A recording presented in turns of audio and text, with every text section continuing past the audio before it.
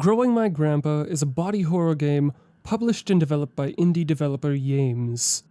Taking inspiration from the works of David Cronenberg, the director of the classic horror film The Fly, and virtual pets such as Tamagotchis. Yames proves themselves to be more than capable of encapsulating a compelling atmosphere and unique experience, all while under the guise of an oddly comforting art style and, generally, finely crafted prose.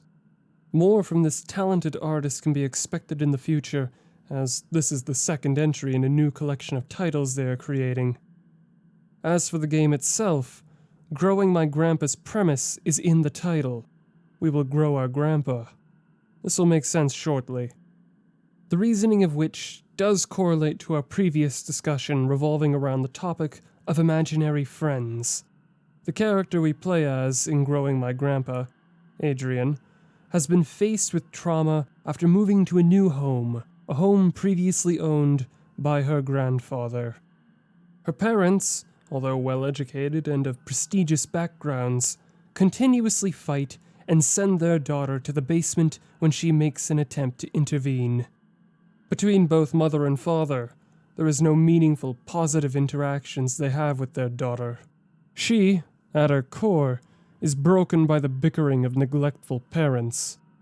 Between the weeks, Adrian is taken aside by her school's counselor to get a better idea of what is going on in her life at home and how she may be able to rectify her troubles. However, as the counselor makes further inquiries each week and sits to listen to Adrian talk of her days, he becomes both concerned and skeptical of the at-home happenings, citing the concept of make-believe frequently. Adrian makes claims of finding some sort of animal living in the basement amongst the cool stuff and magic stuff that she references multiple times. Going along with these perceived fantasies, the counselor allows Adrian to divulge her emotions through tales of monsters and magic.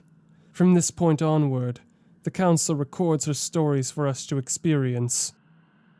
Now, I would like to clarify, this is not a thorough dive into the story, nor is it an attempt to explain it. What we will be primarily focusing on is the topic of manipulation and the young, fragile mind of a broken child. We will take glances at in-game documents when context may be helpful. Aside from that, spoilers are to be expected beyond this point. With that out of the way, let's begin. This animal that appears to be an oversized sea urchin would be our first stop. We will refer to this black mass of spines as the provided in-game name, Whiskers. Whiskers is a fascinating creature whose method of hunting is hiding in plain sight. At first, it seems odd that something so peculiar in appearance would be capable of going unnoticed. This is made possible through the usage of an attribute that is commonly seen in octopuses, mimicry. Instead of contorting a near boneless body and shifting colors to match its surroundings, Whiskers employs a unique form of mimicry in that it molds itself into a semi-permanent shape. Through the usage of some form of telepathy and visual cues, Whiskers is capable of reforming itself into any figure it wishes, with mixed results. And with time, it can develop an uncanny level of authenticity regarding behavior. If Whiskers wishes to take the shape of a rabbit, it shall. Do keep in mind, though, that this is merely visual. By no means does Whiskers need to behave like a rabbit. It only chooses to behave like a rabbit. Remarkably well, for that matter. It is also worth noting that Whiskers' learning capacity is extremely impressive. In just a couple weeks of development, Whiskers is capable of forming mostly coherent sentences and holding intelligent conversations. As impressive as this may be, Whiskers is a highly capable predator, one who predates the earliest endeavors of humanity. Whiskers, for all intents and purposes, is immortal. This is made possible by Whiskers' natural regenerative abilities. Unless every last cell is destroyed, Whiskers is capable of reconstructing itself. But there's a catch. Whiskers can only be reduced to a small mass of resilient material, resulting in much of what it has learned to be lost. This fault is mitigated by its natural longevity. Because the near indestructible cells are just that, near indestructible, they act as a black box for Whiskers to reference any crucial information it retains after its scheduled destruction. Prior to the acquisition of Whiskers, it had been kept in a small bowl lined with mirrors in order to keep it dormant. When exposed to the world and given an organism to mimic, Whiskers begins maturing. Now that Whiskers has been left in a relatively controlled setting, a cage, it is to be fumigated and incinerated no later than 5 weeks after beginning the mimicry process. For Whiskers, this is the equivalent of a lobotomy. As you might expect, based on this information, Whiskers has encountered all manners of prey and has developed unique hunting strategies, one of which is the main focus here: striking deals and the usage of manipulation. Our first exposure to the many documents left in the basement is a book left by Adrian's grandfather, Eurasian Steppe Shamanism and the Fusiform Gyrus, an interdisciplinary study in sympathetic magic. It details a legend surrounding the, quote, Angel of Needles, a demon who is best kept by those incapable of remembering faces. Unfortunately for Adrian, she is both imaginative and unaware of the dangers that are ahead. And with Whiskers' countless years of experience, Adrian will be no different to Whiskers than an unsuspecting gazelle is to a ravenous crocodile. Let's take a look at how Whiskers and Adrian interact over the weeks. More specifically, how, as Whiskers develops, Adrian is used to Whiskers' benefit. On the first week, Whiskers does not encourage Adrian to go through with the process of preparing a valid mimic candidate. She does this on her own volition, a fairly cut and dry beginning. On the second week, Adrian is capable of interacting with Whiskers and its shell by teaching it words and feeding it. The first of the words we can teach Whiskers is grandpa and hello. Although these may be perceived as unremarkable on their own, they will culminate a sense of love between Adrian and Whiskers in the later weeks. A sense of love that is solely one-sided. The third and fourth week may as well be seen as one. Whiskers, in addition to proclaiming its love for its grandchild, tells Adrian an assortment of advice that seems reminiscent of what an actual grandparent may say. Although some words spoken may be sweet and heartwarming in a disturbed way, there is more to be said about these abstract moments of endearment. For example,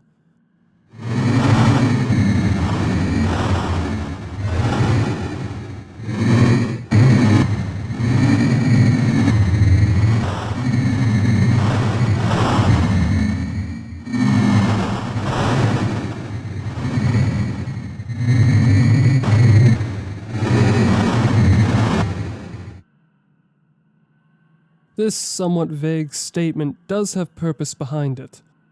Based on in-game documents, we can surmise that this is in reference to Whiskers' ability to read minds and how the imagination is more important in the mimicry process than a tangible being is. So when we give Whiskers our attention and allow our mind to explore a vast, open sea of thoughts and ideas, we are directly affecting the replication cycle. Our eyes are the equivalent of brushes, which allow Whiskers to use our memories as paint for the empty canvas that is its body. By being kind and forthcoming toward Adrian, Whiskers is able to encourage Adrian to continue interacting with it. But it is worth noting that, by this point, Whiskers is more than capable of articulating complex statements, as we have seen prior. And as we have gone over already, Whiskers is capable of reading Adrian's mind. Because of these two factors, Whiskers is now in a position to utilize any trauma as a means of reaching its goals.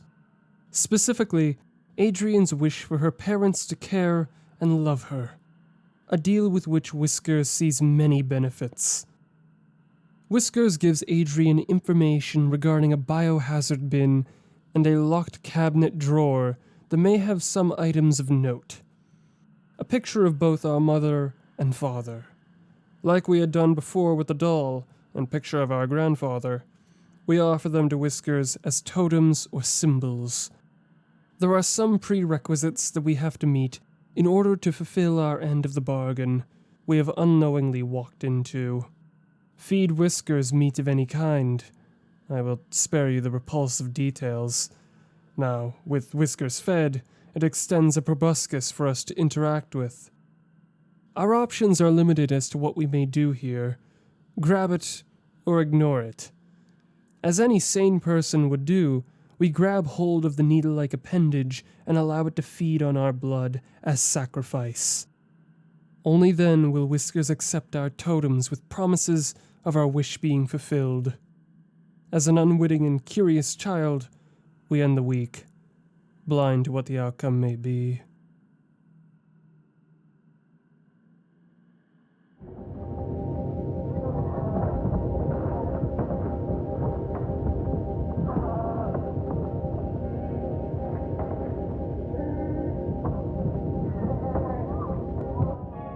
Adrian's parents are devoured from the inside out. Whiskers leaves behind enough of its own cells to inhabit these empty shells. These new creatures are given enough functionality to survive and behave exactly how Adrian desires. Adrian fulfilled her end of the deal, permitting her survival and allowing Whiskers to reach a point where it is able to walk amongst the crowds, and worse yet, reproduce like it has done with Adrian's parents. For someone who didn't know any better, this is the ideal ending.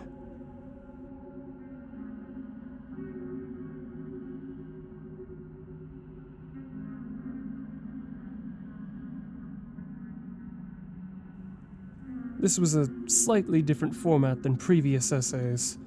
I hope it wasn't overly confusing. I'll try to clear up any possible confusions in post.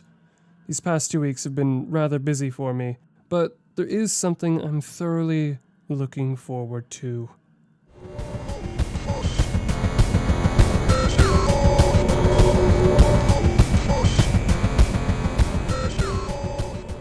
That's all for now. Thank you for your time and support, no matter how brief. Have a pleasant day.